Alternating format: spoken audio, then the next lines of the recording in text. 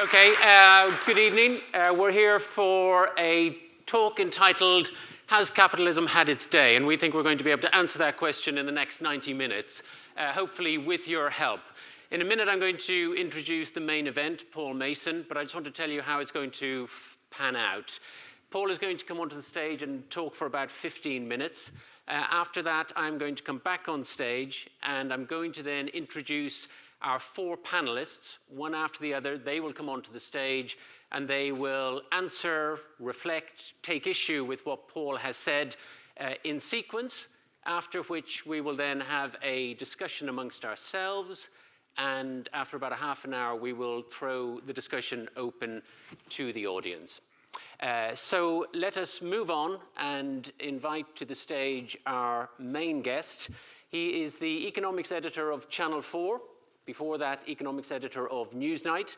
He's the author of a couple of books, including Meltdown, The End of the Age of Greed, and more recently, a book called Why It's Kicking Off Everywhere, The New Cultural Revolutions. He's been on the front line of all the major stories that have broken in the last 10 years, from Tahrir Square to more recently events in Athens. And on that journey, he's come to the conclusion that the type of free market neoliberalism that we've become accustomed to in the last 25 years, that's that cocktail of free trade, austerity, deregulation, privatization, has run its course. And it has culminated in his new book, Post-Capitalism, A Guide to Our Future. Here to wrestle the question of the day, has capitalism had its day, to the ground? Please welcome Paul Mason.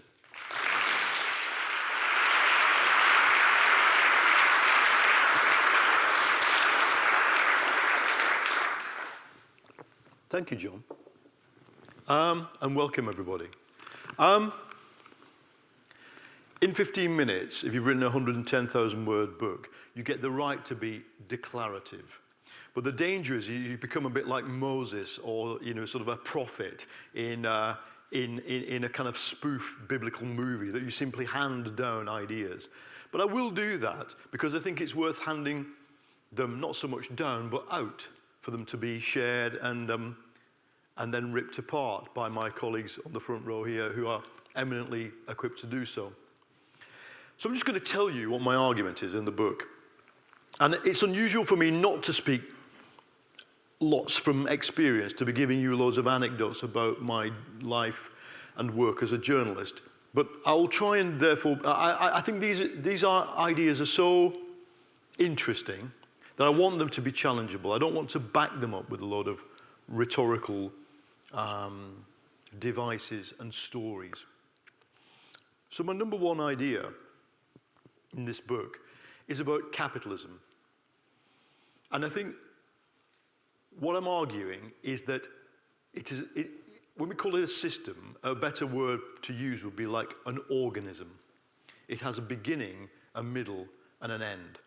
And already in that sentence, it's an outrage to the mainstream economic doctrine of our time, which assumes that capitalism is the most perfect and indeed forever system. It's not. It's logical to assume that, like a living thing, it had a beginning, it's had a middle, and at some point it's going to have an end. It's a complex system, and it is, to use a buzzword, a complex and adaptive system.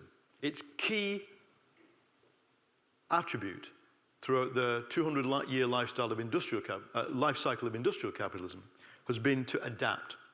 The adaptations, and I spend some time in the book trying to describe them, are always big. They're always so big that a lot of people think when they see the adaptation happen, this thing that's emerging can't be capitalism. It's not like what was here before. One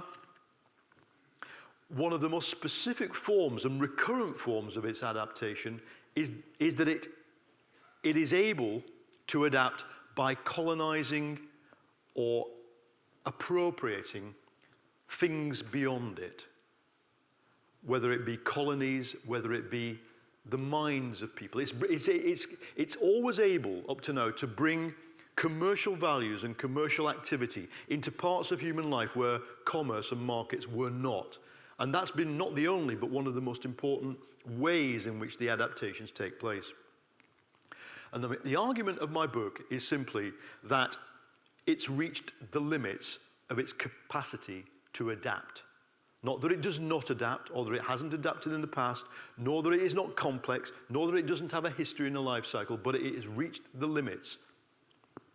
At the very least, we are in a stalled transition to a third kind of capitalism.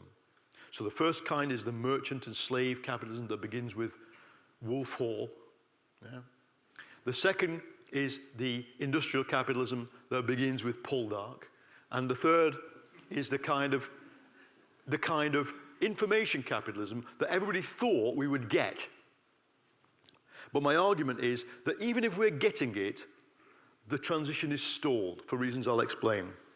More likely, I argue, is that we are not in a transition to a third kind of capitalism.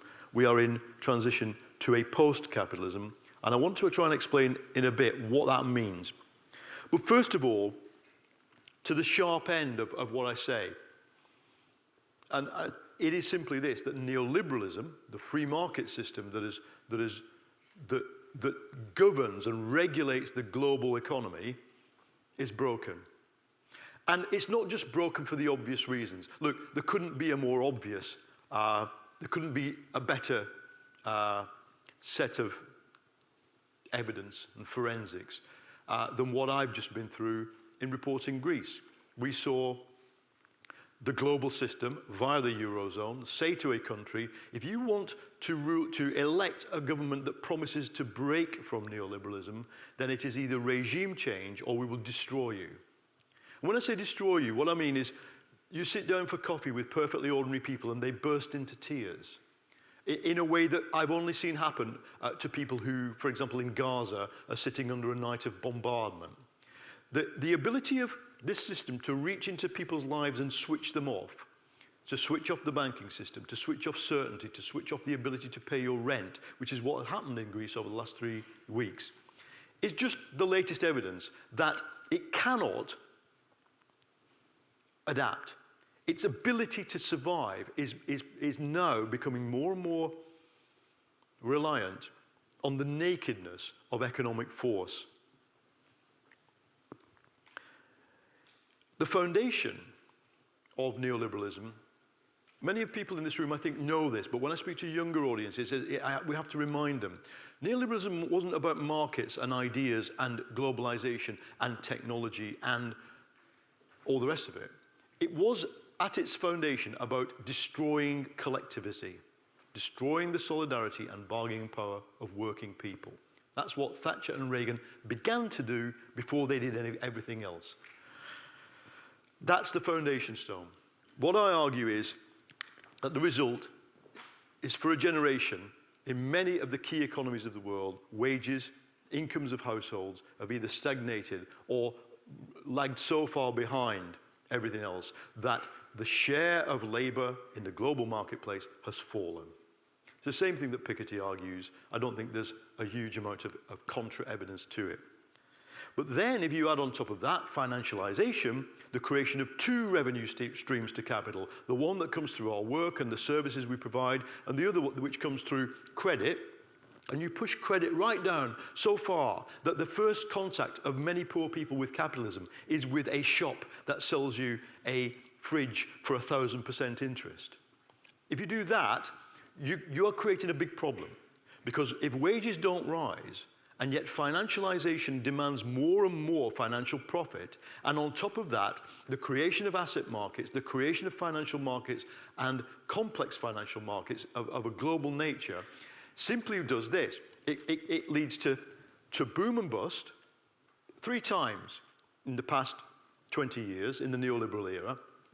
Global boom and bust, which is not a steady state. Boom and bust isn't, hey, so what, boom and bust. It is boom followed by bust, which the state has to pay for. And every time it happens, the state has to pay for it some more. And unless you write off the debts, the state carries on paying for it, And it destroys the ability of the state to do what? To provide services to the people who are being rapidly immiserated by the low and stagnant wages and the repeated boom and bust. I argue, therefore, that neoliberalism is first of all broken because it has become a machine for creating boom and bust. It's become a machine for destroying the welfare state, and it will just go on doing it. But there's one other thing.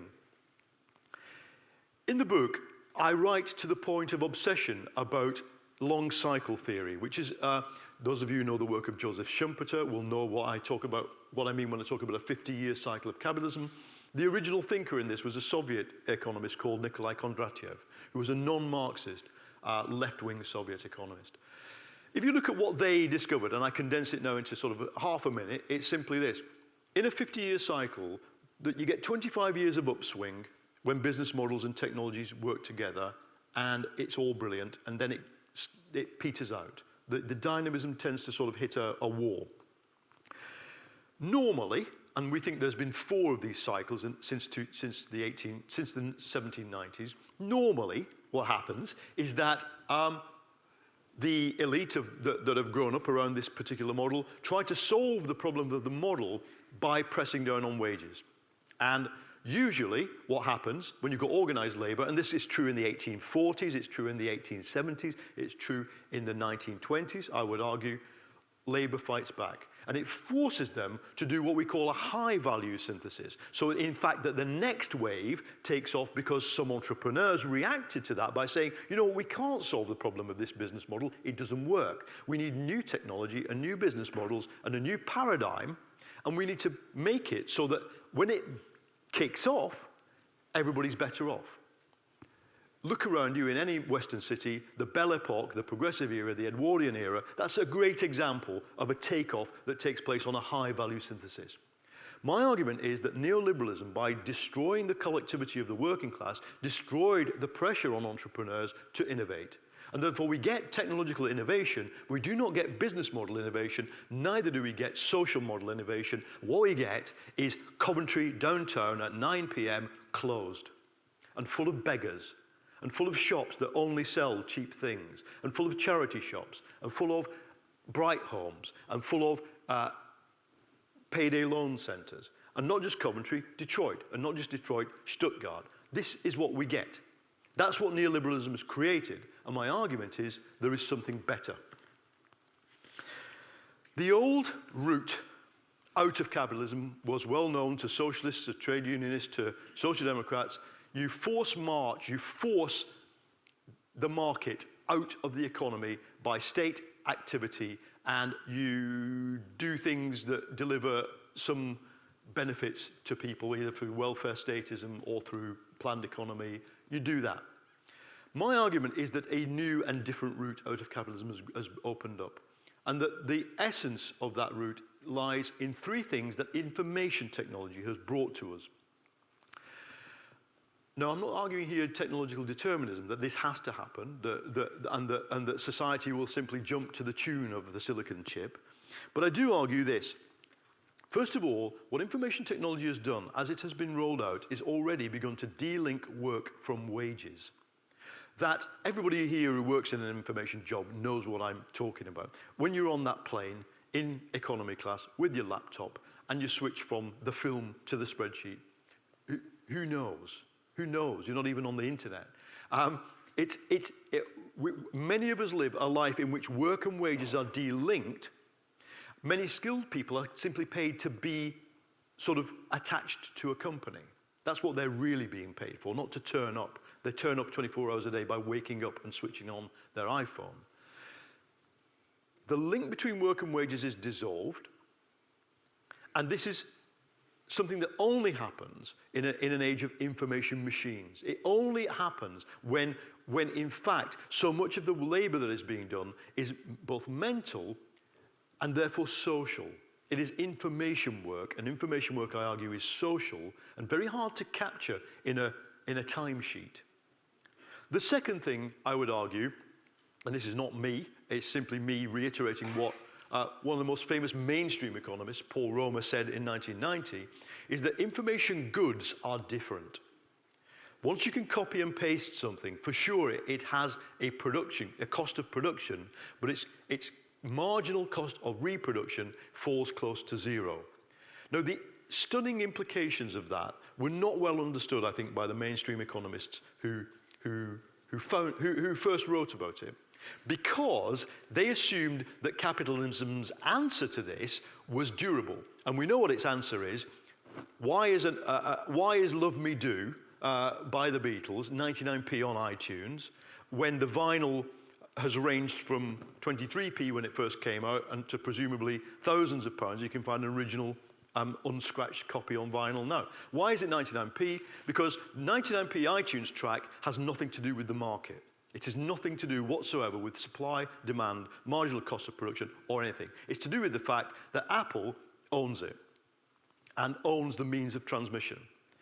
Now, Kenneth Arrow, the guru of mainstream economics in the 1960s, said a very interesting thing. When they first started to understand what intellectual property was, the gurus of mainstream economics put it like this.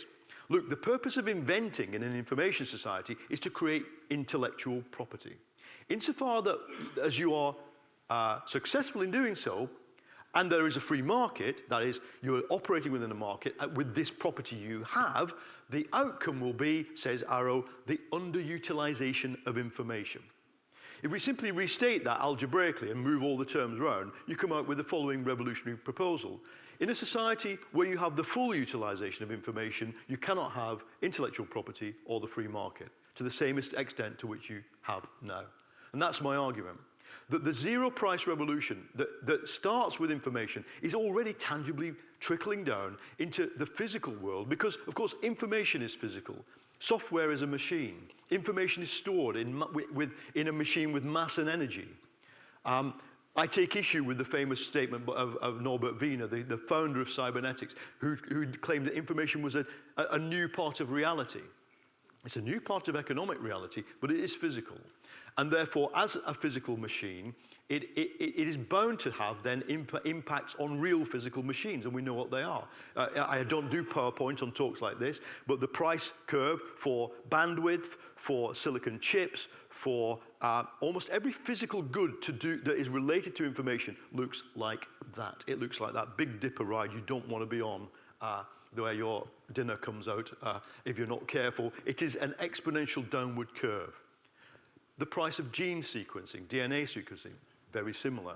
Lots of tangible real-world things are plummeting in price, and it means the price mechanism only exists because monopolies exist whose share price is predicated on them capturing every piece of information on Earth forever between now and doomsday.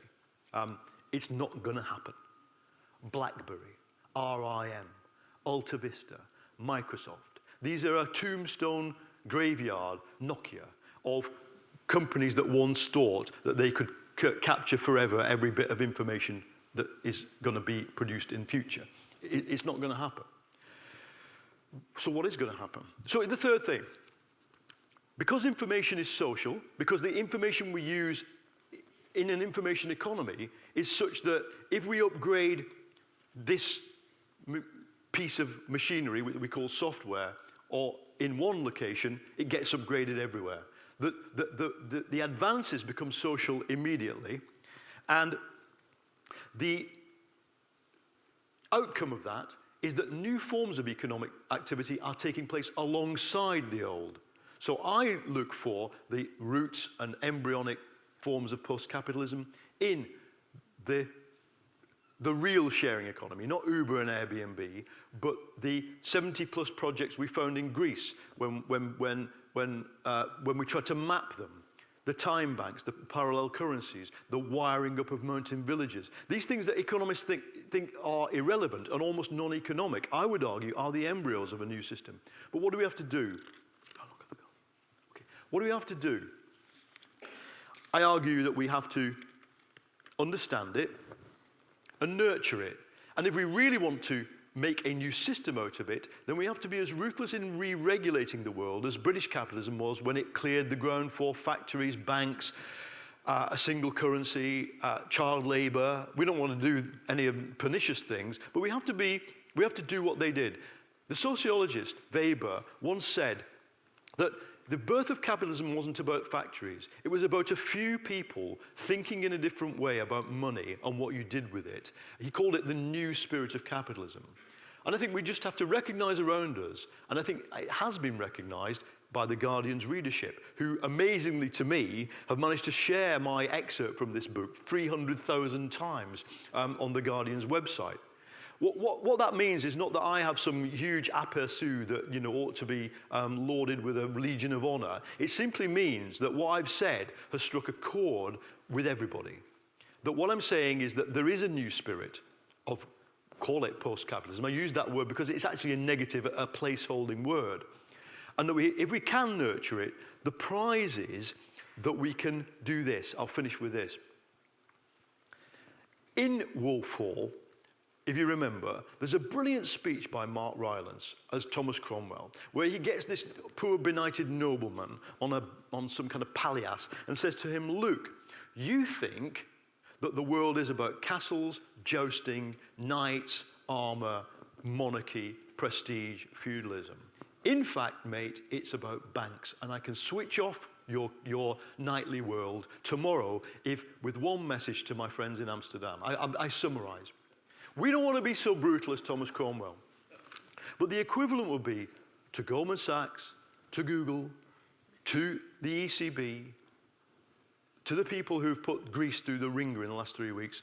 You think the world is about banks. You think the world is about markets, commerce. You think the world is good because it's unequal. You think the world where Google and Apple's share price is predicated on the non-abundance of information is the best possible of all worlds. Well, we can tell you from our little time bank, from our carpool sharing, from our cooperative kindergarten, from our food bank, that actually we don't want to turn your world off because it's turning itself off quite efficiently without us, but we can replace it with something. And to me, that restores a granularity and a doableness to the project of replacing capitalism with, inverted commas, something better that simply does not exist and cannot be found in the old 20th century hierarchical way. That's it.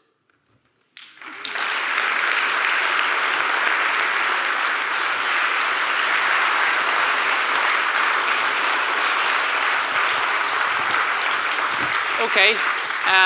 Paul has overrun very slightly, but given that he's trying to answer the question, has capitalism had its day? I think that's reasonable.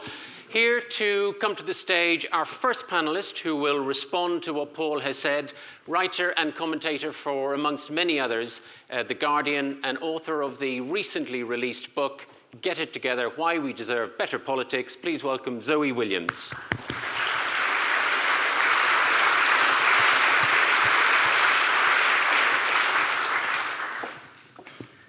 Okay, so I'm strategically placing myself to the left of Paul. No, you're to the right. Oh, shit!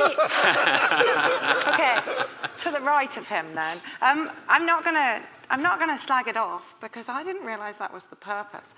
But I guess the question is, why is the traditional left or any kind of progressive group so afraid of these questions? Because actually, when you say this is the end of capitalism, there is a tendency on the left to look at the system which they've hated for so long and then worry that it's about to end. And worry that it's about to end, worry about technology. You very rarely hear kind of progressive groups seizing this and saying, what a brilliant innovation, and saying, look, the future is ours. We can have it because these technological advances exist. And what you get instead is a lot of fear that if you do decouple work and wages, then workers will starve to death. That if you do kind of introduce a fluctuating profit model where maybe some people make a bit of profit and maybe they don't, then the purity is lost. And there's a huge amount of just basic suspicion, which means that the people who capture the language of hope and kind of post-capitalism are not so much any kind of coherent progressive side with values, but people like 38 Degrees or sharing economy or crowdfunders or peer-to-peer lenders, the people who've seen the benefits of the technology before they've seen the benefits of the politics. And that, I think, is something that if the left could get its head round, it could find itself in a much more useful place. Part of the reason, I think, is that it's set in this resistance stance. And as soon as you're resisting everything, you can't budge, you just can't move. And the more that capitalism kind of grinds to this really unpleasant grease-bashing, benefit-bashing point, the more resistant the left becomes and the more difficult it is for it to be agile. And the other problem with resisting is that you can't accept or accede to your own collusion in the system that you hate. So there is a kind of mental embarrassment in even existing in the system, which means that you can't be part of the next system.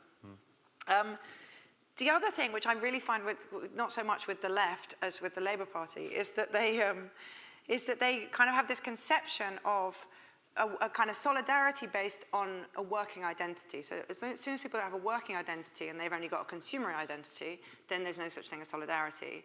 And as soon as there's no such thing as solidarity, you have to work, you have to kind of help the poor, but you have to hoodwink the not poor into helping the poor. And that's their entire structure. And the idea that we could all be part of a kind of new kind of economy in which we weren't graded in that way is really anathema to that kind of thinking. So, you know, how you reclaim that language, I would like to see the kind of left reclaim the language of possibility and technology from the right in the same way as the right has reclaimed the language of the living wage from the left. And anyway, that's it. Okay, enough, Zoe. Our next panelist who's going to come to the stage is a writer, commentator, and broadcaster. He writes for, amongst others, the Wall Street Journal, Standpoint, The Spectator. A bit of a late developer. His biography of Lord Alfred Douglas, which was acclaimed by the late Christopher Hitchens, wasn't published until he was 19. But he's since made good ground with a number of other books. He also served as director of the Center for Social Cohesion and is currently associate director for the think tank, the Henry Jackson Society. Please welcome Douglas Murray.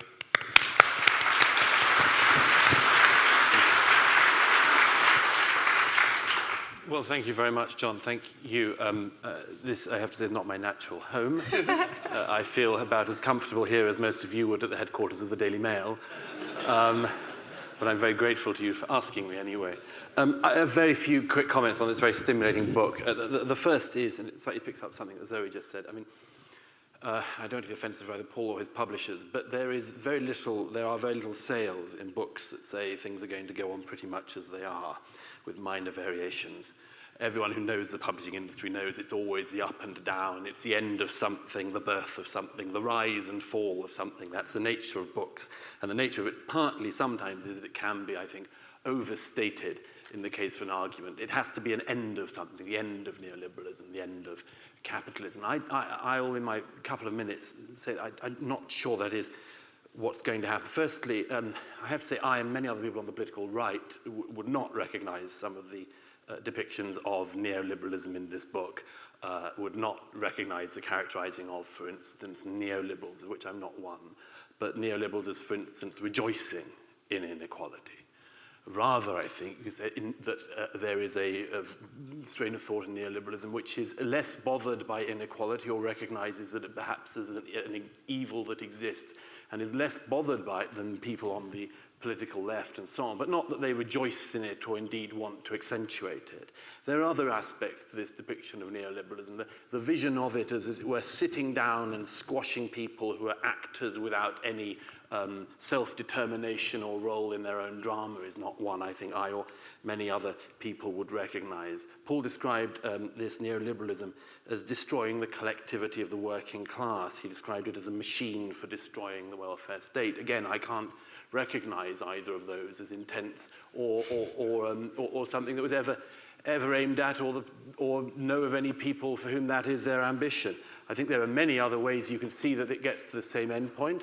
The American sociologist Charles Murray, I once asked what he thought was the biggest change in his life, in relationships to work. He said that it was that at the beginning of his life many decades ago, a man who had a job and who provided for his loved ones, whatever that job was a person of nobility, somebody who had nobility.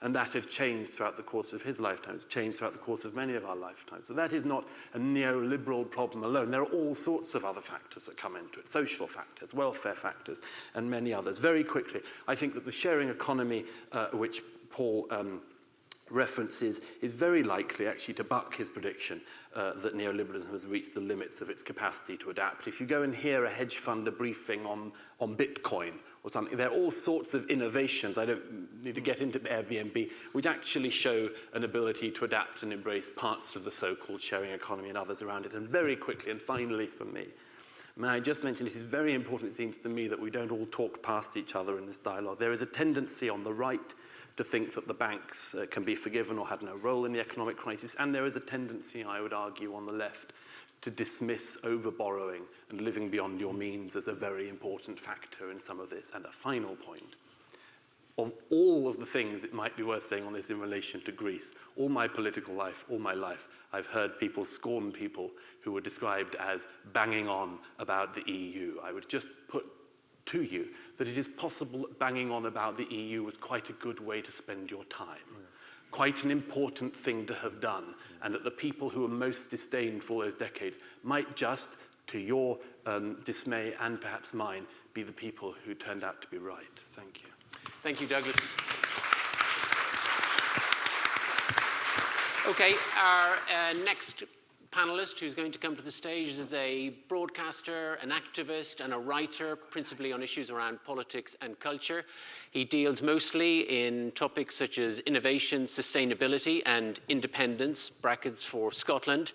And he is the lead curator for the FutureFest festival, which has taken place in London over the last 3 years. Please welcome Pat Kane.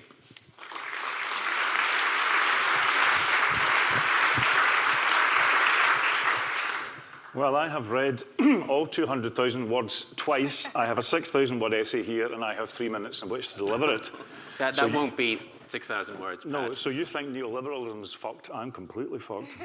But anyway, a few points. What I want to, I agree with 95% of this group, so this book, so I'm in a contrarian position. But a couple of things I want to pick up with Paul. One is, I think you slightly underestimate, I don't think you underestimate, but I think we underestimate how much info-capitalism might win against post-capitalism or the sharing economy. You're very good in the book on how monopolies have to be opposed in the future politics, because that's obviously how a company makes money, is by commanding lots of information. I don't think we're very good, maybe good in America in terms of doing antitrust, but I don't think we're particularly good here. I think we just managed to get Google to allow you to erase your records. But it doesn't feel to me like something that people will get terribly excited about. I have a Kindle, I love it and I hate it. I love it because it's like a universal library in my lap. I hate it because I don't trust them, they're not paying taxes, and I can't believe the margins they're making on these documents that they're selling me. But would I love to have a public library channel on my Kindle? Yes. Can I imagine any regulatory body to which I could sue to make that happen? No, I can't. So I think there's a question about clear political agency to get to this post-capitalist thing that you're talking about. I mean, for example, there's a guy called Tony Agee, who's the head of archive at BBC, and he wants to create something called a digital public space, which is a bit like sort of Minitel on steroids from the French 1980s. Do you think that'll survive John Whittingdale's Charter Review? I think not. So the interesting thing, that's the first question I want to ask, is if, as your book says, the state has a role to play, still has a role to play, along with bottom-up exercises and along with scaling up things that we know already work, like co-ops and so forth, but the state still has a role. Who takes that forward and how is it exercised? I would slightly suggest to you, as one of them myself, that the networked individualists that you vaunt and praise throughout your book are a bit like herding cats when it comes to being coherent political actors. The old left question, are you a class in yourself or are you a class for yourself, I think is still extremely relevant to this bunch. And just to say very briefly in terms of FutureFest, we had Edward Snowden at the last FutureFest in March, and he made it very, very clear that with no alternative model going on, no socialism, no communism, with the state as it is, whether it's through NSA or corporates being completely delegitimate, him and all his info pals are using cryptography to secede. I mean, they're basically, it's not the open web, it's the secret and closed and balkanized web, because they simply don't trust the state. So I think you have a real problem there about a generation of info kids who don't really give the state all that much legitimacy. They're more anarcho-syndicalist than whatever you might want them to be to get on with institution building. And then the second point I wanted to note was, again, you talk about, and you invoke the classic phrase that in order for a post-capitalism to work, you need a new man or a new woman, a novum humanum, okay? And I just want to ask how much novelty we can cope with. I mean, in a sense, you say, there's a thing in the line in the book where you say, well, you know, Shakespeare couldn't imagine a Dickens character because Shakespeare's in his context and Dickens is writing from his context. So therefore, how can we possibly imagine? Be positive with the fact that we can't imagine what a post-capitalism is like. Unfortunately, we have a lot of SF, a lot of science fiction, which does imagine it, and it mostly imagines it in a dystopic way, which is Channel 4's Humans. I'm sure you're all watching it, or some of you are, or which is the Android version of it, the robots version of it, but Margaret Atwood's Oryx and Crake book, which is the bio version of it. So, so the question about how much change can a human being cope with, I think is a really important one.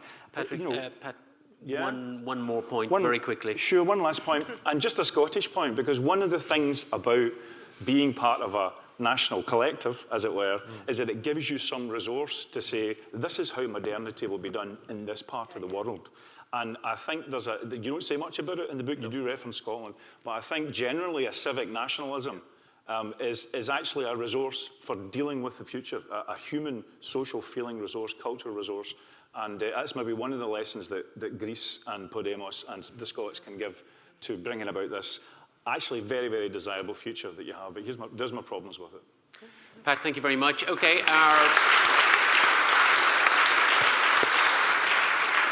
Our final panelist to come to the stage is a lawyer in technology, policy and law at the University of Cambridge and also works on ideas for The Guardian. Please welcome Julia Powles.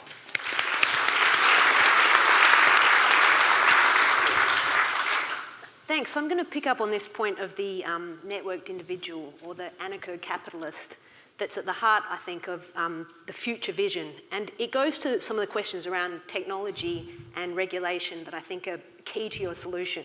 And it's a solution that we have to find. I completely agree with the diagnosis, the problems we face. But I think it brings a broader audience to some of the issues with the information technology ecosystem, which at the moment is one of the most monopolized, centralized, hierarchical and controlled business ecosystems that we have. The whole protocols around the internet are developed in very close collaboration between predominantly the US government and US tech companies. And we have this sort of vision of what the sort of future governance network looks like, and it's based on a very neoliberal model. So I think we have to look at some of those, and the co-option of sharing by the Ubers and Airbnbs of the world is quite a challenge to what an alternative would look like. Because I don't think actually, I mean, anyone who's tried to live in a collective, they're hard things to operate, and we defer to convenience and efficiency. And convenience and efficiency is winning for the neoliberal dream, and it's bringing us services that I think have a false allure of empowering the individual.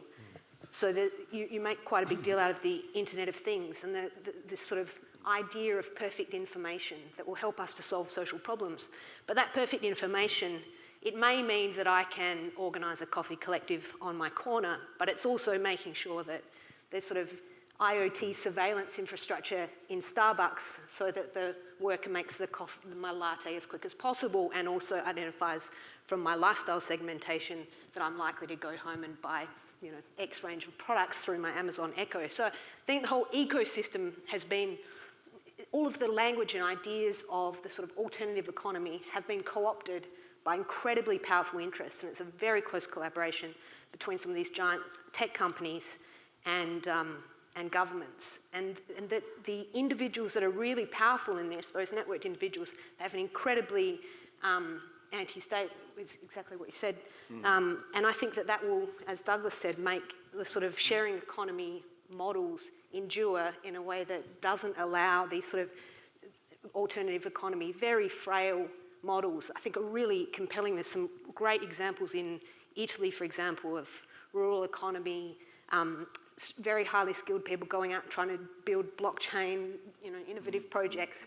But those projects are being nurtured and funded by the same VCs that are also just centralising its servers, creating incredibly monopolised models. So the whole internet architecture, I think it's a first draft of what we could have that's much more decentralised and empowering ecosystem, and then that would help business models that actually are about sharing and collaboration. Julie, I'm going to stop you there. Paul, okay, well, let's put a question to you then. Feel free to answer any of the reflections that the four panelists have raised. But let's start with this issue which both Pat and Julia raised, which is, won't sharing capitalism just become another form of info capitalism? And Julia points out that a lot of the structures, as you know, that are in place are incredibly hierarchical, very centralized.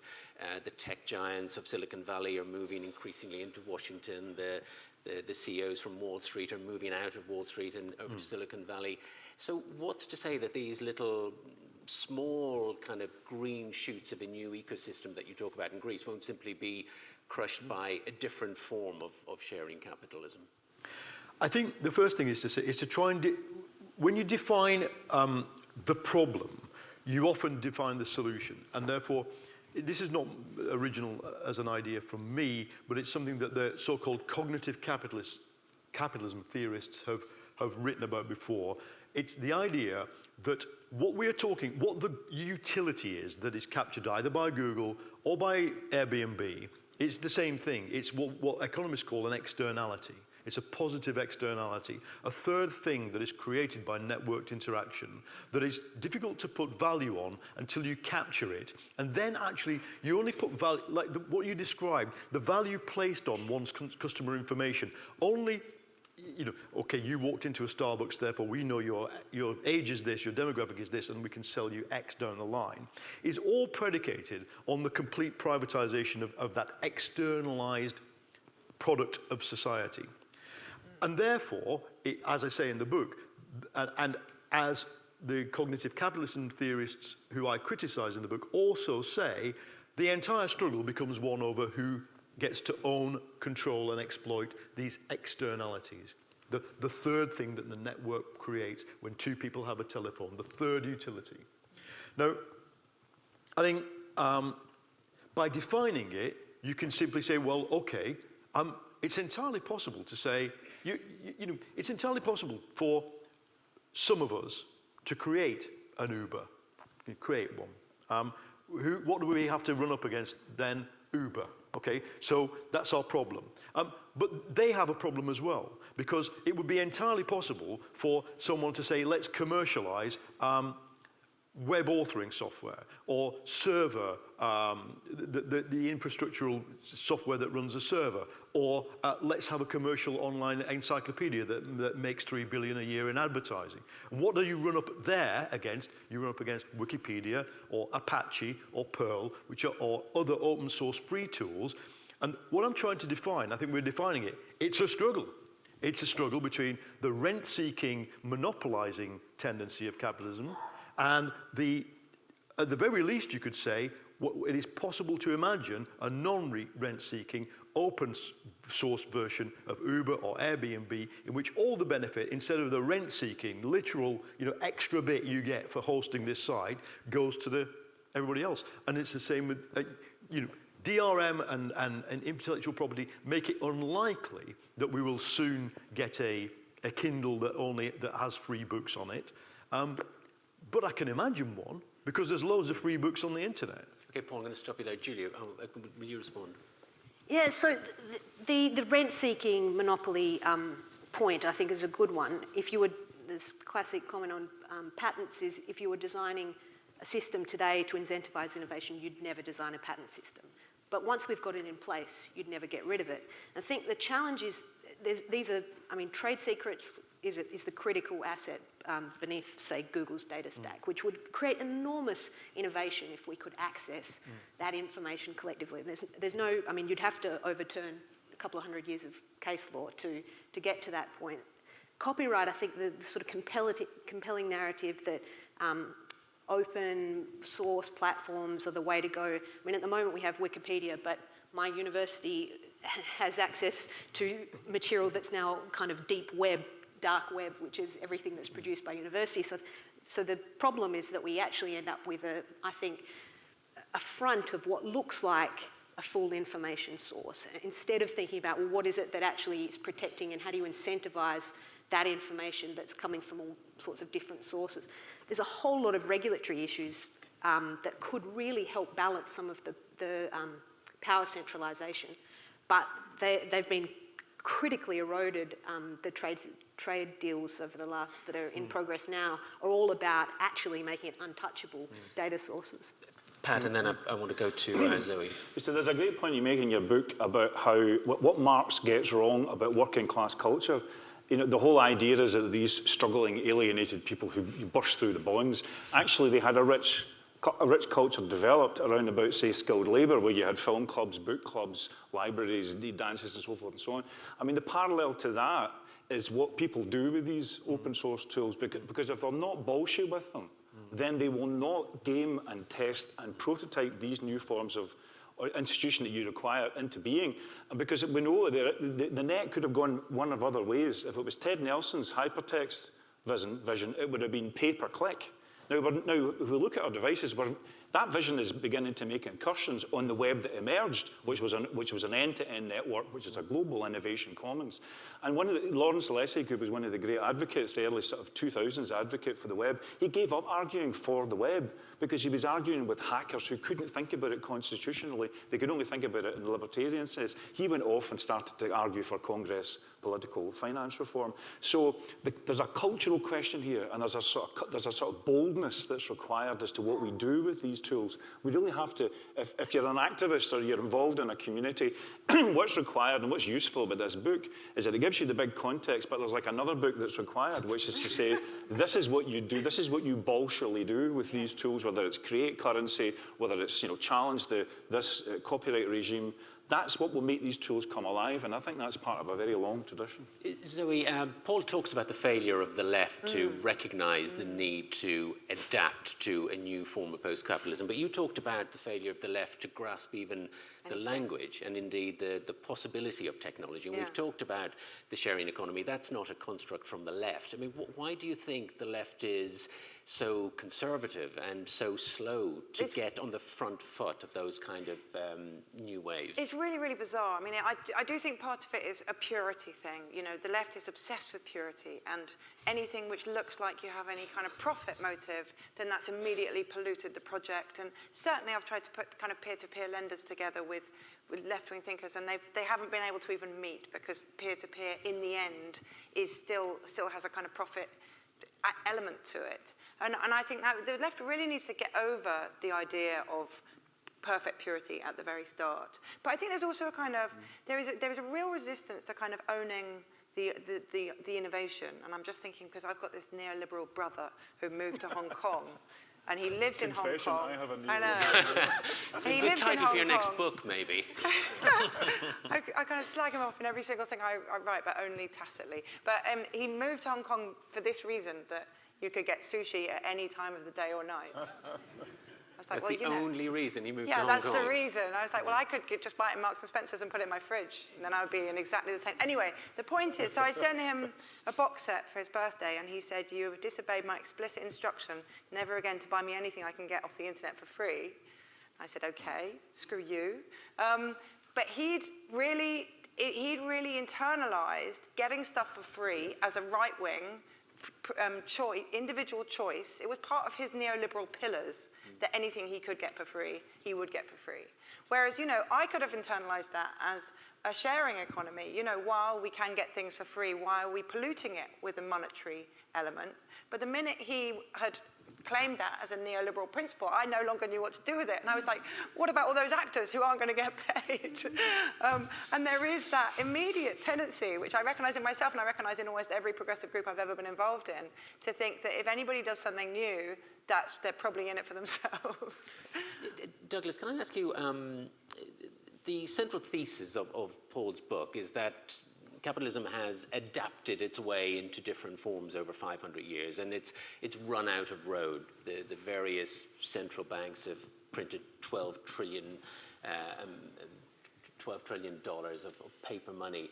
Do you agree that with Paul that it has nowhere else to go, and after, let's say, another recession, we'll be even further behind than we ever have been? And also, I wonder if you take issue with Paul's, the implicit suggestion in the book that the left is the one that's principally concerned with trying to renovate capitalism or move on to a better form of capitalism, but there are people on the right and there are conservatives who would also like to see a different form of capitalism and a better form of capitalism. I wonder what you think of Paul's preoccupation with the left's hold on having to take responsibility for changing and shaping it to a more egalitarian system.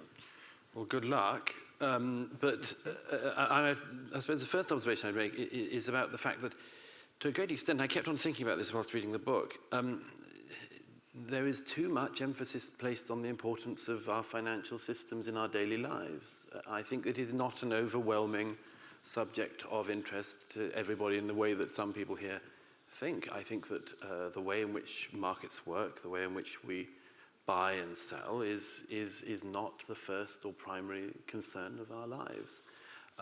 You see that, of course, there is a sort of tendency that we have, people when they meet somebody, and you do tend to say, what do you do? It's that very disheartening question. So they think, oh, we've got to do that. It's a very uninteresting question to us because there are so many more questions we'd rather be talking about than what we do as our job. And that, I think, is something that anyone concerned about this has to bear in mind. I think that too much emphasis is placed on the significance of our financial systems by thinkers, particularly on the left. And the reason why, it's interesting, the point that Pat made about nationalism.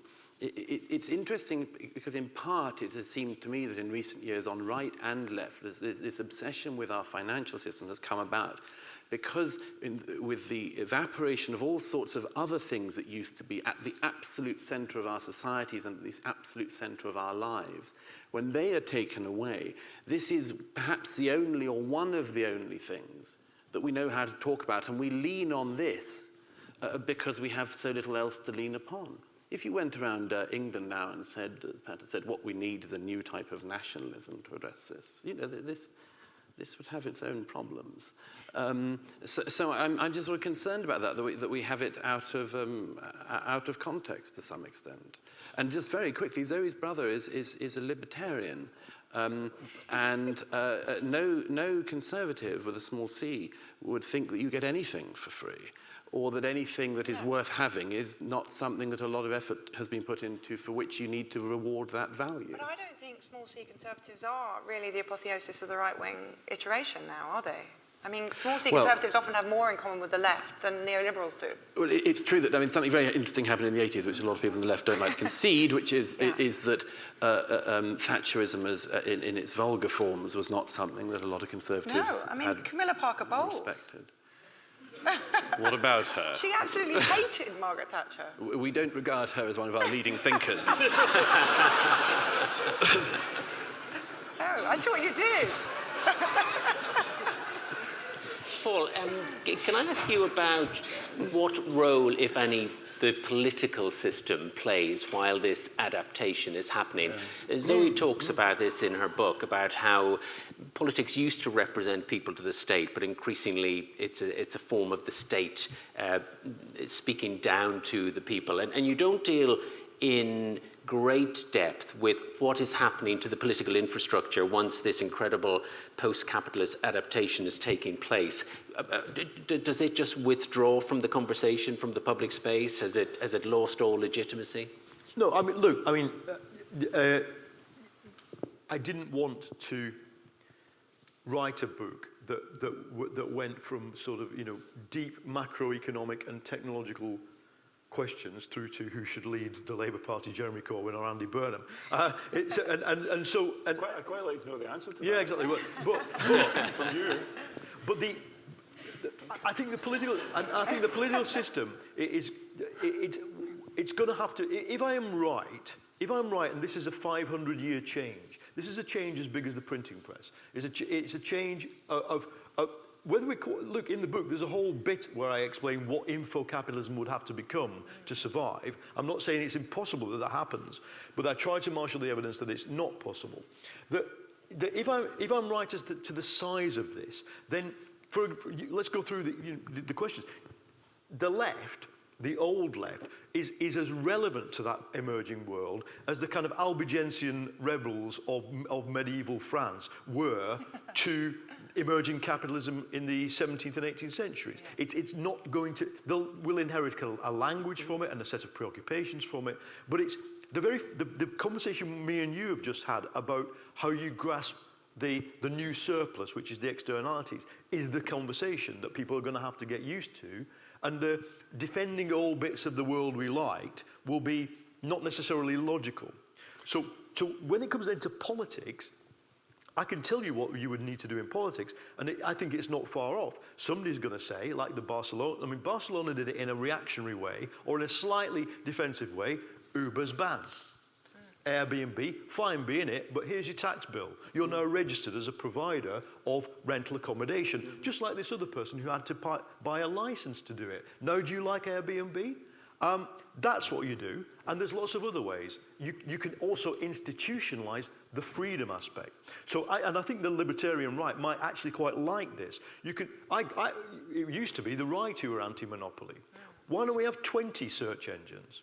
You know, and this is one other thing I want to say. To the people who say it's impossible to stand against the power of these giant monopolies, I once interviewed Sergey and Larry, the founders of Google, and I asked them, you've done everything else, what do you really want to do? And Larry Page said, I want to invent a machine that knows everything. Okay, that's good. Well, Larry, you can't have a machine that knows everything if its inputs are only one way.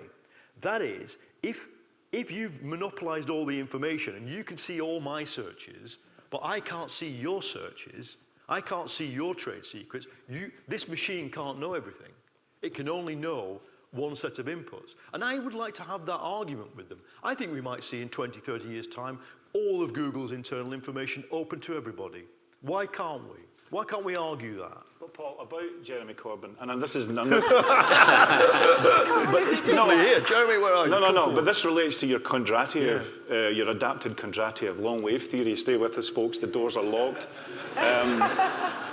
Because in 4 of those waves, the organised working class comes in, not to save the day, but to say, you know what, we're not sticking for your creative destruction anymore. We want to collectively say, give us a welfare state, give us child protection laws, etc., etc., etc. Now, is there a possibility, and I'm being really practical here about how we get to post-capitalism, is a Jeremy Corbyn-led Labour Party exactly what's required, if not in and for himself, but at least maybe as a tent pole around which to amass progressive forces such that certain arguments that might not be relevant until for 20 years can be started? Can I just give you a one-sentence answer to which I prefer, where I think the locus of the question should be? Wales, you stop at Scotland, Wales has a political setup that is effectively very open to the idea, actually, of it. The people who have power in Wales are very open to the idea that it's the first post-industrial economy. And they're very open, in other words, to ideas of re-regulating the entire polity in a way that takes sustainability, some of the things I'm arguing, some of the things you argue in the play ethic, etc., really seriously. And in other words, I don't think it's going to be parties. It's political institutions that by necessity have no other future. You know, that there's Port Talbot Steelworks sitting there waiting to be closed in the next wave of capitalism. I'm sad to say, you know, because I love the site of Port Talbot Steelworks. But the rest of Wales knows that history's moved on. So I'm not answering about Jeremy Corbyn. I'm more interested in the Welsh Assembly. I actually will answer about Jeremy Corbyn, if anybody is still interested in Jeremy Corbyn. Is anybody interested? They are. Okay, they like okay. Him. Well, so the thing, because he laid out his economic plan this morning, and the things that were missing were, firstly, they don't talk about the environment at all. And it seems like without the kind of engine without the spur to technological progress, which is climate change, what's the point of any of it?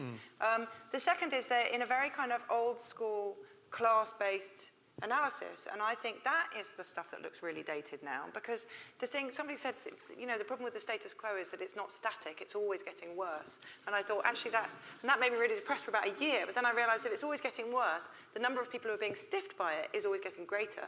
And I think that class-based analysis in which it's only 30% at the bottom is no longer so. I think it's 80% at the bottom. And so I think the idea of a kind of working class uprising is going to include a lot of middle class people.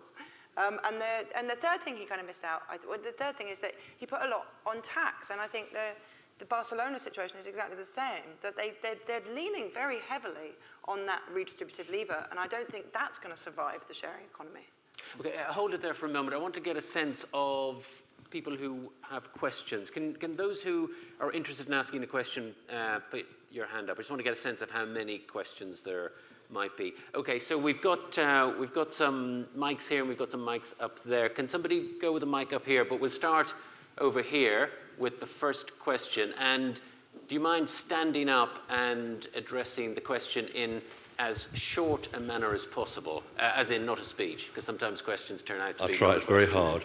I just want to quote briefly from your Guardian article, summarised the book on Saturday, I think, that basically you said you wanted... If I could summon one thing into existence for free, it would be a global institution that models, and I think you meant post-capitalism. No, capitalism. Well, I didn't really understand that, but basically a model of open source, sharing and so on and so forth. And then the other thing you said at the end was, we need more than just a bunch of utopian dreams and small-scale horizontal projects. We need more than that. Now, there's nothing on offer that's more than that I've heard anywhere. Okay, and except for, well, let me make two comments if I would, and in that context, right? A model for post-capitalism, I would say a model for post-capitalism, okay, and more than a bunch of utopian dreams. First of all, you've missed the main enemy. Have we got a question coming? Yes. Okay. Okay? Yeah. The main enemy are pensions and insurances. They're driving the financial model, okay? You've missed that. I went to a conference on responsible investment. I really need the question. Okay. Yeah, all right, the question is, why have you missed the pension industry and the insurance industry? Because people in this room are benefiting from pensions that are driving capitalism. Yeah. We are the enemy. Okay. Do you agree? All right, okay. It's a good question. You want me to answer? Okay, right, okay. Well, no, I mean, look, I think there's plenty of anatomies of what's wrong with the way that, the 1/3 of the capital markets, which is derived from pension and insurance funds, mismanages their own assets and causes things like Lehman Brothers. I mean, it wouldn't be original of me, to write that, but let me address this question you had about the model. What I say in the book is that if I could summon one thing into existence, it would be an institution or a group that modeled existing capitalism correctly. And here's why I want that. NASA's model of the climate has 1 billion data points. It's about 1 every 2 kilometers. And it means that they can model the world's weather for a day in 3 days. And soon they'll probably be able to do it in a day in real time. The ECB's model of the European economy has 3 data points: households, banks, and the central bank called the ECB. So we don't model the economy at all sophisticated. We don't have agents in it. We don't do that. And why am I interested in it? Because if you look at the way modern information technology works, I visited this place where they 3D manufacture, virtually manufacture airliners. And they said, in the era of the slide rule, which those guys remembered when they were young, they'd modeled the stresses on the tail fin of the Typhoon 12 times with slide rules. And on the tail fin of the tornado. Of its replacement, the Eurofighter, they'd done it 186 million times on a computer. Why is that important? Because it means that if we decide to do something like dismember Google into 12 search engines and share its information around, what I want to do before I do that, before I break it, because I can't put it back together, is I want to model doing that 186 million times. What it does to Silicon Valley? What does it do to me? No, I think all planning in capitalism is speculation. unless you have a model against which you can actually test things. So it's that, rather than the 5-year plan, that I think is vital to doing what I'm now talking about. Okay, Paul, I'm going to take one more question over here before we go up there. Can we get the microphone here to the second row? I've got one. Second row. Okay. Oh. I'll ask Paul to explain a bit more about some of the things that he said. What do we have to do to get to this new world? One thing we have to do is to understand. Well, I'm a sort of averagely intelligent person, and I struggle to understand. You know, I've gradually got an idea of what's being said this evening. But so the first thing to ask him really is, how do we help more people to understand? Because it's all very complicated and difficult. The second thing he said was that we have to nurture these little things that are grassroots things. And I know in the book that he said government has to nurture them. Now, if the strings of government are pulled as they are by corporations, however are they going to be nurturing all these little grassroots activities? And the third thing to say is that I haven't, although it was very, very comforting to read about all these grassroots activities that are happening, where I live in southeast Essex, it's not much. We had one local exchange trading scheme which fell because most people were offering Indian head massage and therapy, and what they wanted in exchange was somebody to do the electrics and the gardening.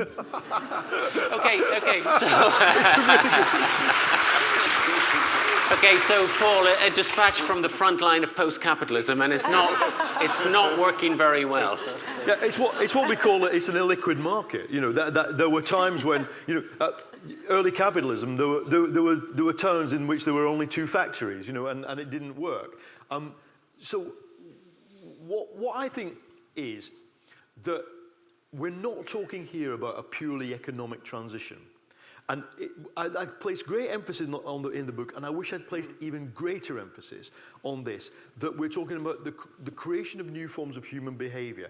Actually, what people do with the new technology is create new, more freer forms of human life. I've just spent 5 weeks in Greece with a largely young Greek team of people, and I can tell you what they do with information technology is create freedom in their lives. Multiple personalities, multiple ways of living. These, to me, of course, to classic economics, these are non-economic things, apart from you pay your bill for your iPhone. But once you see them through post-capitalist eyes, what you see is people superseding economics through the means of technology. So I actually don't think that I'll probably fall, you know, if this ever comes off, if I'm right, I'll be on a wing of writing about this. This is non-voluntary. That is, I'm not talking about people having to go out and do things. Like, you know, I'm not the Lenin of post-capitalism where you have to fight for it. I think it's emerging, and it's emerging in practice. And what would I do? Well, it's what I've already done.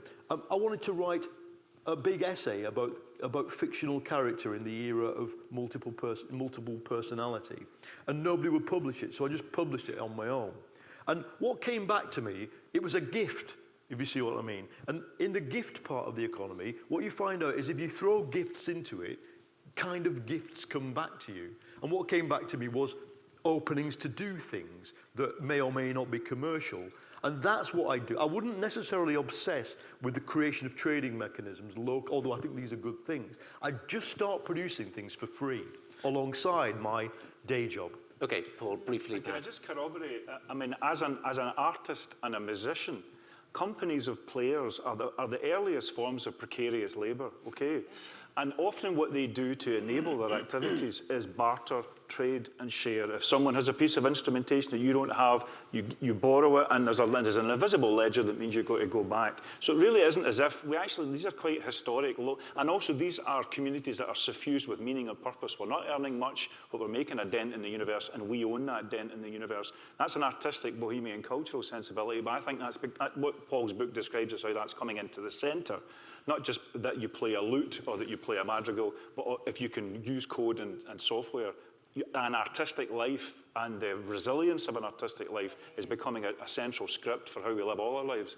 And I think there's a lot to learn from culture and arts and how we get through this period. A lot to learn. Douglas, you wanted to come in? Can I make a very quick comment on the pensions point? I would hope that it was self-evident to everyone that retiring at 50 is not a sustainable model. But could I just make a quick point about this? You often hear people, when they're disdaining globalization, forget about the things that globalization does for people and the extraordinary things it's given to people who had very, very little.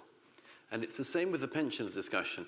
I just put it out there, as it were, as a warning. Why is the pensions discussion so problematic? Because 60, 70 years ago, people lived for a few years after they retired, and now they live for decades. That is not a bad thing. That is the most extraordinary thing that has happened in our lifetimes, and we're incredibly lucky that that's the case. Now, how we manage to pay for that and so on is another question. But we shouldn't talk that down, sir. Douglas, I want to ask Douglas a quick question before we go here, and then there's a lady at the back somewhere who's waiting. Is there a lady? Okay, just 1 second. We're going to go here first, then at the back. But Douglas, I just wanted to ask you about how the right is thinking through these questions. I mean, if you read objective analysis from the OECD internationally or the Resolution Foundation domestically, they would appear to suggest that late capitalism is running out of puff. It's delivering less and less to fewer and fewer, although it's delivering more and more to a small number of people. Although in globalized terms, it is still delivering in developing countries. But nonetheless, that OECD report, as Paul says, would appear to suggest that inequality will be at critical levels within 40 or 50 years. GDP will have slowed to recessionary levels. If we were here amongst a different community of people, how would the right be thinking about a solution to the kinds of problems that Paul diagnoses in the first half of the book? I don't have an answer for that, is a simple answer. There are all sorts of critiques going on the right, as there are on the left. I think that some of the things I say, again, that you cite are not issues of enormous concern. I think that the inequality argument is a very good example of that. The people to whom wealth is going will themselves, at some point, that wealth will trickle down. There are extraordinary, you can see even in the people who are described as the 1%, are characterized as the 1%, that is the case. That they bring money, they bring wealth, they bring philanthropy, and a whole set of other things. But the stagnation, though, everyone accepts the stagnation, but not that it is an unalloyed bad, solely consisting of people who, as it were, rob, because that isn't the case. And I think it's just well to not war on those people when they are not themselves the sole source of the problem. I think, as I said at the beginning, there is a great tendency on all political sides to refuse to face up to certain bits of your own problems, and I acknowledge that on the right there is a tendency to not face up to some of the problems of the bank's behaviour in recent years. But I would just say that on the left, a problem is, as it were, this idea that if you can war on this so-called 1%, that somehow at the end of that you will find yourselves living in Eden. But leaving aside the 1%, I'm talking about the broad majority of people who are in the service of and at the mercy of late capitalism. And for more and more of those, it's working less well. We know that in the developed world, the next generation will almost certainly be less well off than the current one.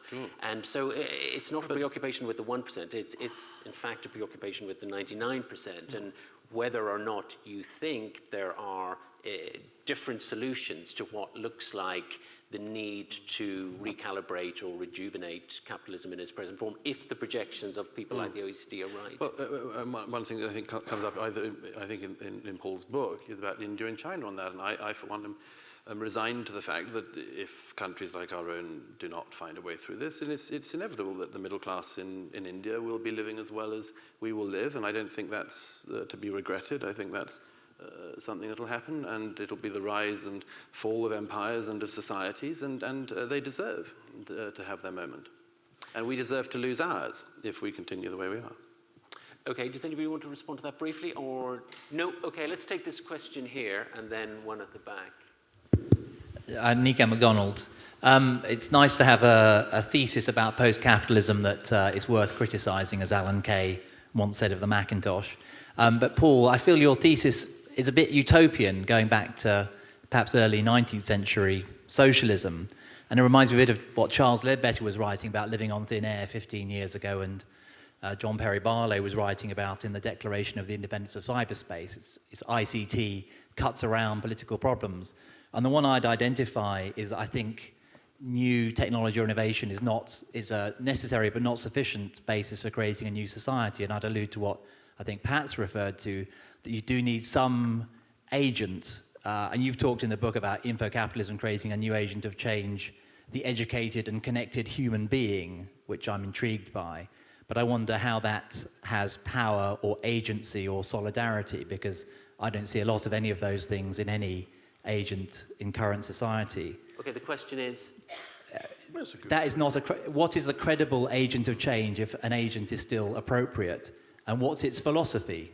The bourgeoisie had the Enlightenment, rationality and science. What does your agent of change have as its philosophy and unifying mode of thought? Well, the short answer would be that Conchita Wurst should win Eurovision. In other words, the most revolutionary thing that happened for half of Europe was that a cross-dressing person with a beard won Eurovision.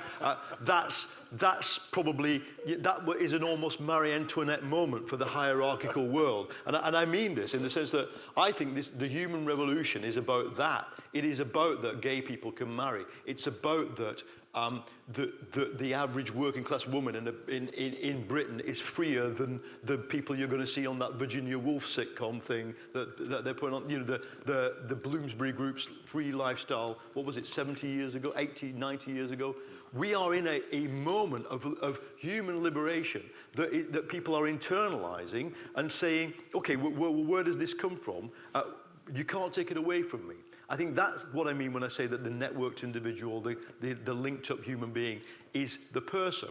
And I was really heartened to discover in the work of Peter Drucker, who's a great Schumpeterian thinker of the mid-20th century, when he was writing his book about post-capitalism in the late 80s, he said, okay, let's do this in a Marxist way. Here's the new system, information. Who's the equivalent of the bourgeoisie or the knight in feudalism? It's got to be somebody who is capable of deploying knowledge off the shelf, taking knowledge down, doing stuff with it, and then putting it away back on the shelf. And this is before the network. I think the people we're seeing emerge in the advanced societies are very good at deploying multiple selves into the world and as Pat has said earlier, you know, and the creativity is not something the state subsidizes because we like the Vienna State Opera. Creativity is kind of filtering through into everybody's, into ways of being and doing. That's what I think it is. Now, is that the full answer? No, because I think there will have to be political revolutions, and the revolutions will take the form of the disempowering of monopolies whose crazy share prices are predicated on, you know, basically them taking over the NHS, the transport system, the governance system, because the world is not enough. When your share price is as big as Apple and Google, it reflects the supposition that you will grow even more, and they can't. So we have to kindly. I'm not a revolutionary on this sense. I think we have to kindly demonopolize them. Set them free. Set them free from these bloody share prices, which are meaningless. Julia, very briefly.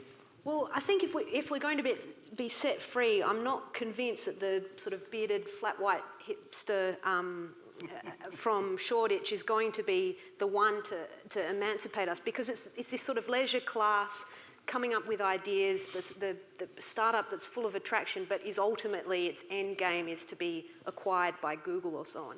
And if we look back, the sort of historical narrative that you've given, I think is quite useful, because the bourgeois revolution, I mean, it was those who had control of financial sources that were able to catalyse that. And I think what we currently have is sort of more like merchants in Ming China, where it's the imperial system controls access to capital and viciously represses autonomous organisations. So there needs to be a more fundamental, and I think the part of the book that will excite many here is that about this radical democratisation of finance, because I think I disagree with Douglas on that. I think that is absolutely key to this, and it's something that was just hinted at in the Guardian article, but is probably, I would say, is the key to the book. Zoe, did you want to come in? Well, I was just thinking about the democratization of finance. I mean, it's really, really interesting what, again, this is something that the old left and even the new left absolutely hate, the idea that you can bypass a bank and lend peer-to-peer, and the idea that you can kind of end, centuries of financial instruments being governed by kind of quite centrally. And that seems to be moving faster than anything. But I cannot account for why, because that would lead you back into a situation where you're saying people are most motivated by what they're doing with their money, which I do not think is true. Okay, let's go to the back. Okay, so my question is, on a system level, when you look at the current global capitalist economy, which areas are most prone to change and why? So if you could just elaborate on that. Usually, innovation theorists often point to the fact that if you want something new to grow, you have to break up the surface, like that weeds grow in a broken surface. And often, look at in the work of Manuel Castells on Barcelona and its surrounding area in Catalonia, the academic work, not just the kind of real sort of tub-thumping, pot-boiling work that he's done in his books, but the really nice study called Aftermath that him and his colleagues did, pointed out that what happened during the 2008 crisis and beyond in Catalonia was that ordinary people began to adopt as survival mechanisms things that hippie people had done as life choices. So squatting, creation of seed banks, creation of food banks, all these things had happened because something had massively disrupted the order of things. Now, I think, so my answer to you is that at that level, at that category level, that it is wherever you see the disruption of the capitalism that we have. But, come back to this, there are places and cities, I think cities are an important thing, because with urban design, is starting to think on a very human level. Obviously, I don't mean the urban design which brought us everything south of Vauxhall Bridge. That's starting to think on an inhuman level. But urban design thinkers are thinking about how would we do the post-industrial or even the post-capitalist city? What would you bring to it? And I think that we're going to get some is it Utrecht? Utrecht started to think about basic income. Some places in Latin America are thinking about the basic income. We're going to have that. So it's cities where we're applying design of a non-market nature to things. But Abakan, you're desperate to talk about this. About that, but actually media. One of the consequences of the independence referendum was a profound disillusionment with the mainstream media, and then a response from civil society creating websites and blogs, and then a crowdfunding revolution, about £500,000 generated and being generated continuously to fund alternative media. And what that does for movements is it gives you a different thought world, it gives you a different epistemology, ontology. It actually reconfirms the sense that your grasp of the world is correct. I mean, in a sense, there's the threat of the bubble mentality as well, but it also helps you to act. So one of the relationships between activism and change has to be indie media, or not just independence, Scottish independence media, but media that allows you to see your movement in its own mirror. Douglas, you're looking quizzical. No, I mean, as you just conceded in your final bit of that sentence, I mean, it allows people their own reality. And this is something that should be highly problematic for us. Solving any of these problems, the idea that you can, if you don't like something in the media, you can go to a different type of media alone, and that will say what you want. And if you're a Scots Nat, you'll get the Scots Nat view. And Douglas, I'm just copying what Carol Rove said about the reality-based community. I mean, I'm sure you would be completely sympathetic. No, I'm not sympathetic to people pursuing their own unreality. I mean, I was just thinking about the. Hello, neoliberalism. Okay, Pat, hang on, Zoe. I mean that is. Sorry, I won't go to the media. I was just thinking about the urban planners. What they seem to do is arrive at a post-capitalist vision via the lived environment and environmentalism. So everybody you hear, it's all kind of as we're becoming more dense, you have to kind of rewild upwards, and it's a really environmental agenda. And I wonder whether to just ditch the left altogether, just because the Greens just have more energy. Well, I don't, in the book... No, I mean, look, in the book I say quite starkly that this, not so much this agenda, but this problematic, this thing that I'm talking about. Look, free information is free information. It will tank every business model. Work and wages are being delinked. In answer to you, I mean, I quote a person I used to dislike intensely when I was an orthodox lefty, which is André Gortz, the French Marxist intellectual, who writes that what we're seeing is the end of utopias based on work.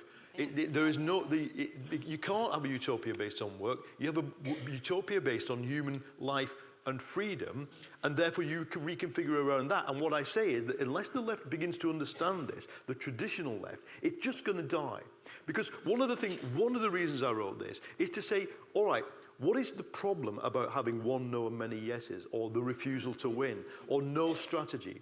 It's the fact that the implicit strategy is always the old one. The reason you don't want to have a strategy or an achievable goal as a left is because you implicitly accept that the old one, whether it's Soviet Marxism or it's Crosslandite capitalism, is the one you really attach to. And I think that what I'm trying to do is to get, and I genuinely mean this, both left and right, to think about the possibility that we are in an epochal change, a 500-year change. What would left and right look like? They probably disagree over the ownership models and the redistributional models that are, and whether or not you get a quasi-market to allocate goods, or whether you get a genuine gift economy. That's what the left and right would differ over. It's that. Yeah. Okay, we've got time for one, maybe two. Here in the front row, somebody's had their hand, but somebody's had their hand up for a long time. In the front row, and then somebody right in the middle. Yeah, you. Yeah. If we can get the microphone, can you get the microphone to that lady in the middle? Okay, you go. Thank you. And short, quick absolutely. questions. Suppose I'm foolish enough to stand for office at the next election, and the electorate are still worried about debt, whether it's personal or governmental, as well, that is, as growing inequality. My question is quite simply, how will these views help answer the questions which so many people are answering? Who would like to answer that? Well, I can answer really quickly. My answer would be that to save globalization, there's going to have to be a controlled debt write-off. You can see it in Greece. You see it personal debt, but we're going to have to do it in a controlled way. And there's no way. I'm not a stagnation theory. I actually critique the stagnation theory, but I do think that unless there's a debt write-off, you're not going to escape from it. But what do you think, Doug?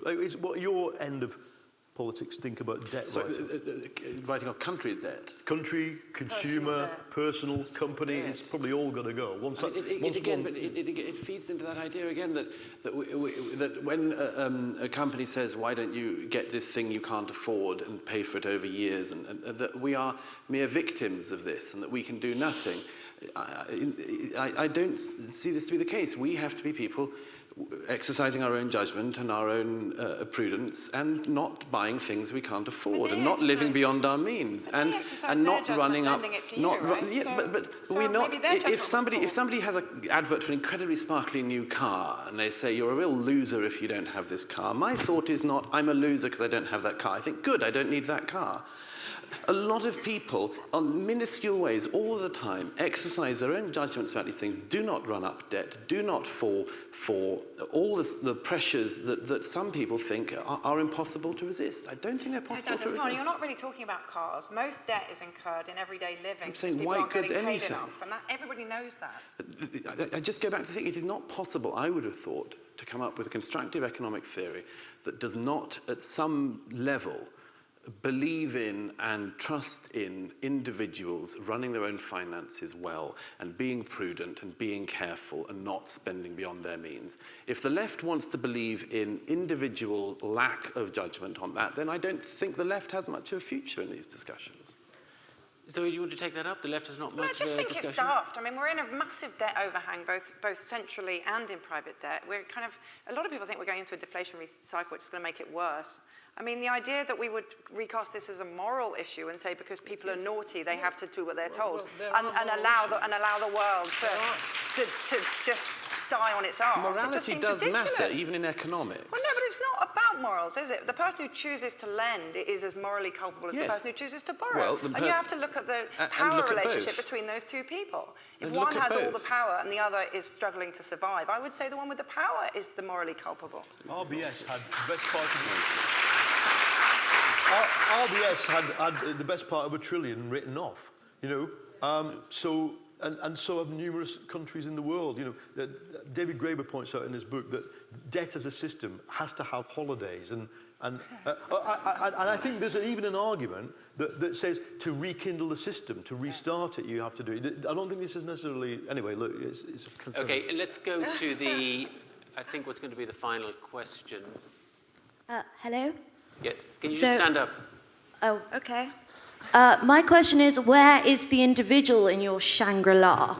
You know, Rockefeller made his millions by selling oil, and he made it accessible and cheap to millions of Americans. So what my point is that you sound like a well-educated Russell Brand. I mean, in a free market capitalist society, the consumer is king. In your world, it sounds like we're all peasants. Thank you. Okay, so hang on. The question was where is the individual? Where is the individual? So in my analysis of what is happening, the individual is becoming more important because the individual is gaining a greater footprint around them of power, which derives from their ability to deploy technologies that they have in their pocket that their father's generations didn't know existed. An art gallery full of dumb people with, at best, O-level art, which you're lucky to get, is not the same as an art gallery full of people with a thing in their ear interactively telling them about the painting. It's a different space.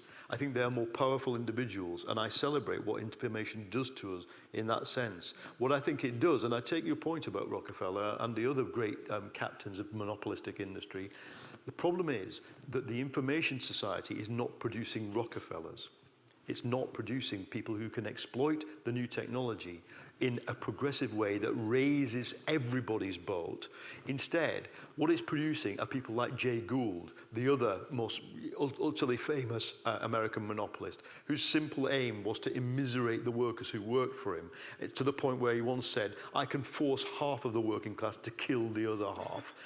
Jay Gould's form of capitalism never took off. Rockefeller and Carnegie's did. And I will welcome the day that Sergey and Larry and Jeff Bezos and the guys who run Facebook transform themselves into the modern Rockefellers, but I don't see it. Okay, briefly, Julia, did you want to go? Well, I think they would claim to be doing exactly that. And one of the hazards of this sort of information ecosystem is that there are dark spots we're far from ubiquitous connectivity. So I think that if I was to be talking to that person standing for office, the politics is the other key part. If we've got the democratization of finance, the politics that is the bridge, that is about ensuring the equality when you've got systems that have massive, redistributive issues, taxation at the heart of these issues. When we talk about search engines, ensuring we've got to move beyond the black box society that these algorithms that dictate search and finance and reputation are untouchable as to whether their outcomes, which from the beginning, Larry Page, Sergey Brin said, algorithms that are dictated by profit are inherently biased against users and directed towards advertisers. So we don't need to model the economy to see that. Okay, we're going to have to wrap this up, but I want to ask each of the panelists, not including Paul, because he's answered that question over 200,000 words, but in 60 seconds, because the audience want to know the answer to the question, has capitalism had its day?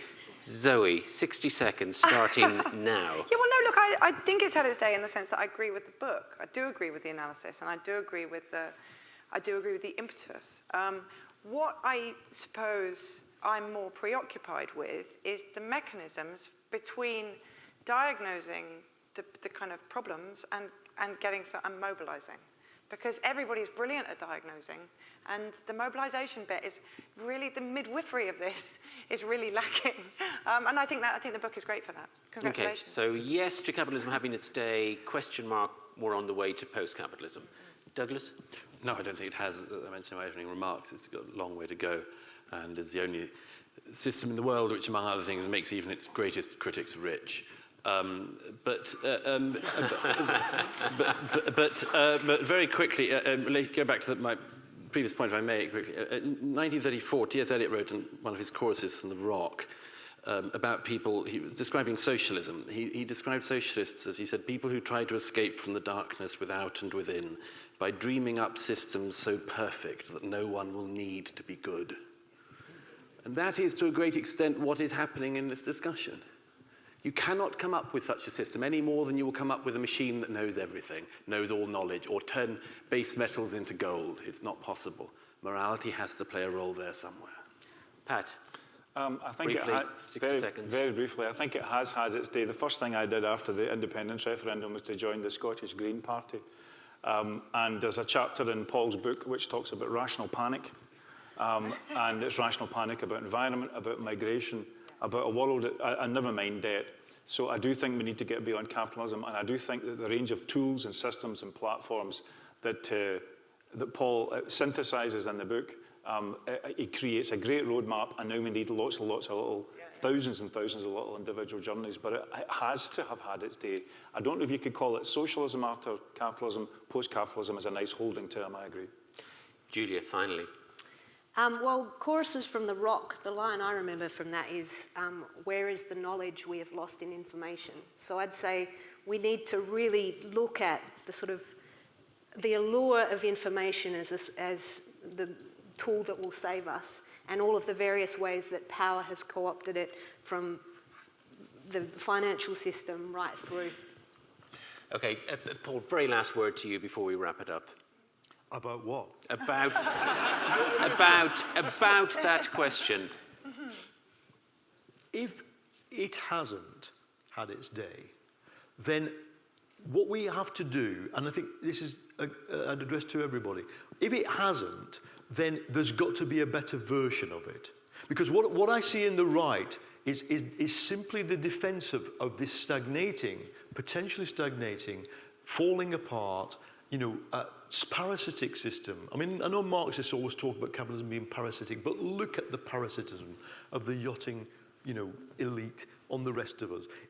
Surely, I'll come back to the point, sure, if it hasn't had its day, then what the people with power and influence need to do is to very rapidly ask themselves, how would I become the Siemens? How would I become the Toyota, the guy who founded Toyota? How would I become the guy who makes this thing, not just make Indian and Chinese middle-class people earn $13 a day and therefore become, in their terms, middle class? How would I actually make the 500 million people of Europe, the 300 million people of America, the people of... How would I make them richer through this?